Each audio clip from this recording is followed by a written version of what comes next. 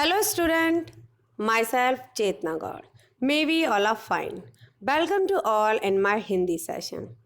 In this session, I will teach you your chapter 22 Sabd Bhandar. So, listen properly, see carefully. Now let us start our chapter. This is the 22 chapter of our book Udbodhan, and it is very important for our exam. So, first of all, we will know what is the शब्द भंडार. सबसे पहले जानेंगे शब्द किसे कहते हैं. निश्चित अर्थ को प्रकट करने वाले स्वतंत्र वर्ण समूह को हम शब्द कहते हैं, जैसे घर, मकान, विद्यालय, सुंदरता आदि. ये सभी शब्द वर्णों के मेल से बनते हैं और वर्ण भाषा की सबसे छोटी इकाई को कहते हैं. जब इनको जोड़ दिया जाता है और एक इनका निश्चित अर्थ होता है और स्वयं से ये स्वतंत्र इकाइयां बन जाते हैं, तब यह शब्द कहलाते हैं. अर्थात वर्णों का वह समूह जो एक निश्चित अर्थ लिए हुए है, वही शब्द कहलाता है. जिस प्रकार व्यक्ति के बिना समाज नहीं बन सकता, बूंद के बिना जल नहीं बन सकता, उसी प्रकार शब्द के बिना भाषा का निर्माण नहीं कहा जा सकता. हमारे प्रत्येक भाव या विचार शब्दों के माध्यम से प्रकट होते हैं. शब्दों के बिना हम अपनी बात दूसरों तक नहीं पहुंचा सकते. किसी भी भाषा में प्रयुक्त हो रहे या हो सकने वाले सभी शब्दों के समूह को उस भाषा का शब्द भंडार कहते हैं. किसी भाषा के सभी शब्दों की गिनती करना संभव नहीं है. कालांतर से ही भाषा का प्रयोग मानव जाति करती आ रही है और निरंतर उसके शब्द भंडार में प्रगति हो रही है और यह निरंतर चलती रहेगी. उदाहरण के अनुसार रत्ती, तोला, छटाक, शेर आदि शब्द आजकल वाय हैं, आउट ऑफ डेट हो गए हैं, इसलिए इनका महत्व समाप्त हो जा रहा है. दूसरी ओर नई सभ्यता के साथ TV, Doordarshan, video, polythene, audio ऐसे नए नए शब्दों का प्रचलन बढ़ रहा है और ये किसके कारण? नई नई टेक्निकों के कारण. मोबाइल, लैपटॉप, इनके निर्माण से नए नए शब्दों का निर्माण हुआ है जो हमारी भाषा में रच बस गए हैं. अभी हमने देखा था कि शब्दों को हम किस प्रकार यूज़ करते हैं. शब्द विचार चैप्टर में हमने देखा था कि इनकी उत्पत्ति किस प्रकार हुई है. उत्पत्ति के 4 माध्यम बताए थे. क्या आपको ध्यान हो तो चलिए हम एक बार और उसे रिवाइज करते हैं. उत्पत्ति के आधार पर, रचना के आधार पर, प्रयोग के आधार पर और अर्थ के आधार पर. परंतु वहाँ केवल शब्द की उत्पत्ति के बारे में बताया था और यहाँ हम पढ़ेंगे शब्दों के भंडार के बारे में. अर्थात जो भी वहाँ सारे शब्द हमारे इकट्ठे हो गए वो हमारे भंडार में आ गए. उस भंडार में भी हमने अलग अलग टेबल बनाई हुई हैं कि कौन सा शब्द हम किस कैटेगरी में रखेंगे.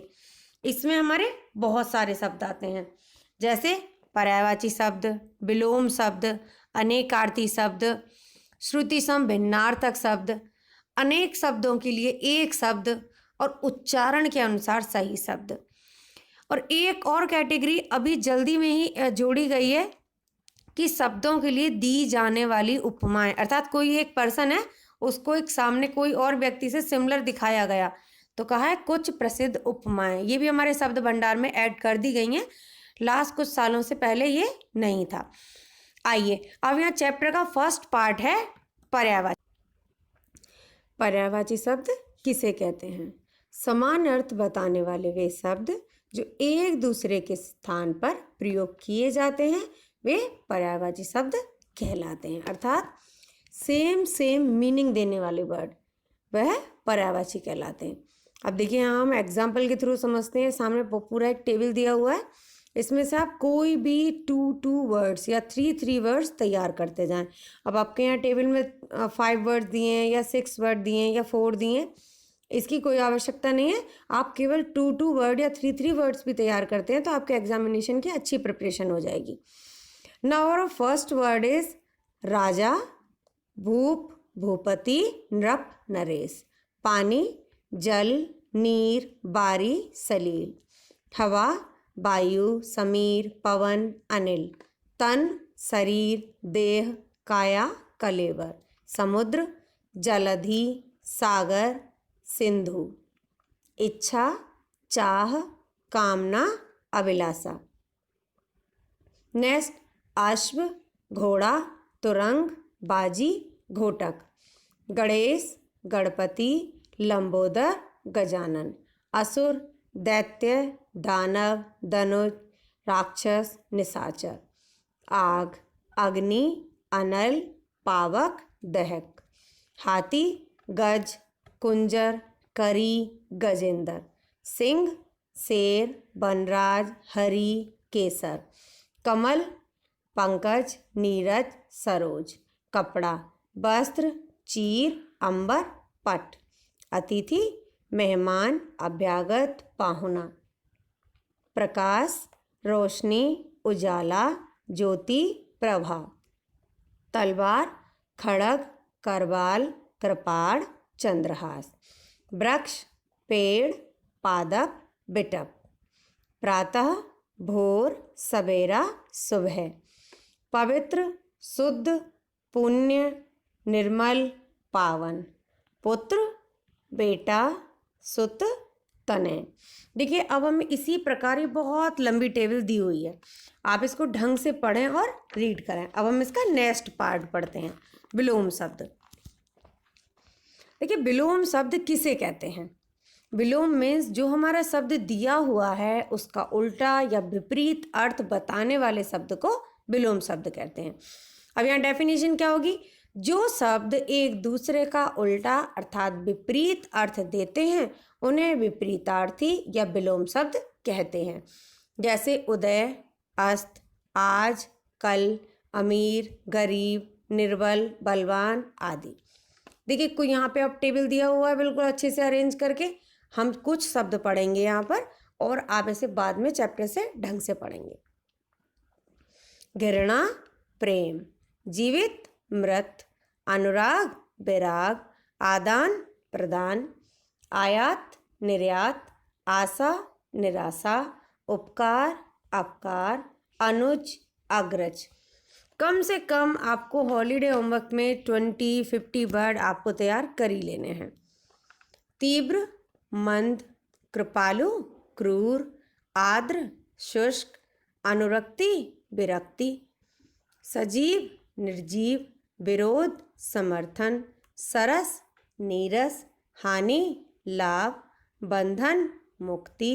दुर्गुण, सद्गुण। उपेक्षा, अपेक्षा। प्रेम, घृणा। कटु, मधुर। ऐच्छिक, अनैच्छिक। तटस्थ, पक्षधर। ठोस, तरल। जंगली, पालतू। जीवन, मृत्यु। देखिए यहाँ आपको बहुत बड़ी टेबल दी हुई है, आप आराम से इसको बैठकर अपना टाइम यूज़ करें और ढंग से पढ़ें। Okay, now next part is अनेकार्थी शब्द। हिंदी भाषा में बहुत से ऐसे शब्द हैं जिनके एक से अधिक अर्थ होते हैं, इन्हें अनेकार्थी शब्द कहते हैं। अर्थात हमारा शब्द एक है और उसके मीनिंग बहुत सारे हैं। समझ आ गई बात?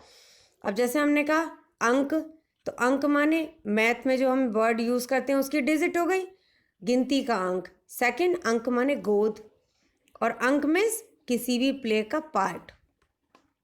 समझ आ गया? चलिए हम कुछ वर्ड्स को रीड करते हैं, उसके बाद आप अपने आप इसे ढंग से अच्छे से रीड करेंगे। गति, चाल। मोक्ष, हालत। अर्थ, धन, प्रयोजन, मतलब, हेतु। अंक, गोद, गिनती का अंक, नाटक का अंक। अंक मीन्स पार्ट। कनक, सोना, धतूरा, गेहूँ। पानी, जल, धार, चमक, लज्जा। मधु, शहद, मदिरा, पराग। पराग कहते हैं जो फूल के बीच में मिडिल वाले पार्ट नहीं होते, छोटे छोटे। अक्षर, अविनाशी, शेषनाग, विष्णु। उत्तर, जवाब, उत्तर दिशा, श्रेष्ठ, बाद का। गुरु, अध्यापक, भारी, पिता आदि। काल, समय, मृत्यु, यमराज, शिव, अवधि। नेक्स्ट, कुल। योग, बंस, पक्षियों की आवाज। काम, कार्य, लालसा, वासना। फूल, पुष्प, सुमन, कुसुम। दल, समूह, पत्ता, सेना, झुंड। राग, रंग, प्रेम, गाने के राग।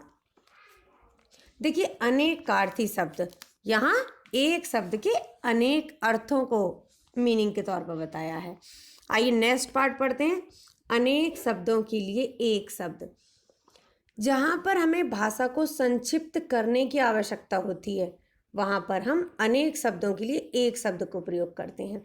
इससे भाषा सुंदर और आकर्षक हो जाती है। हमने कहा जो सभी लोगों की चिकित्सा करता है उसे चिकित्सक कहते हैं। अगर हम शॉर्ट में वहाँ यूज़ करें डॉक्टर या चिकित्सक, तो वर्ड आपकी पूरी की पूरी लाइन में जो आपने पूरे सेंटेंस को लिखा उसके लिए हमने एक शब्द को दिया, तो इससे भाषा में सौंदर्य आ जाता है। आइए कुछ एग्जाम्पल देखते हैं। जिसकी कोई उपमा न हो, अनुपम। अत्याचार करने वाला, अत्याचारी। जो नीचे लिखा गया हो, निम्नलिखित। जो ऊपर कहा गया हो, उपयुक्त। जो किसी का पक्ष ना ले, निष्पक्ष। जो सभी को एक समान देखे, समदर्शी। जिसका कोई अंत ना हो, अनंत। धर्म से संबंध रखने वाला, धार्मिक। जो पढ़ने योग्य हो, पठनीय। जिसके बराबर दूसरा न हो, अद्वितीय। जिसका कोई पार न हो, अपार। अच्छे भाग्य वाला, भाग्यशाली। जिसके नीचे रेखा खींची गई हो, रेखांकित। जिसका कोई आकार न हो, निराकार। राजनीति से संबंध रखने वाला, राजनीतिज्ञ। लोगों में प्रिय हो, लोकप्रिय। ईश्वर में विश्वास रखने वाला, आस्तिक। ईश्वर में विश्वास न रखने वाला, नास्तिक। जो कभी ना मरे, अमर। जो मीठा बोलता हो, मृदुभाषी। साहित्य से संबंध रखने वाला, साहित्यिक।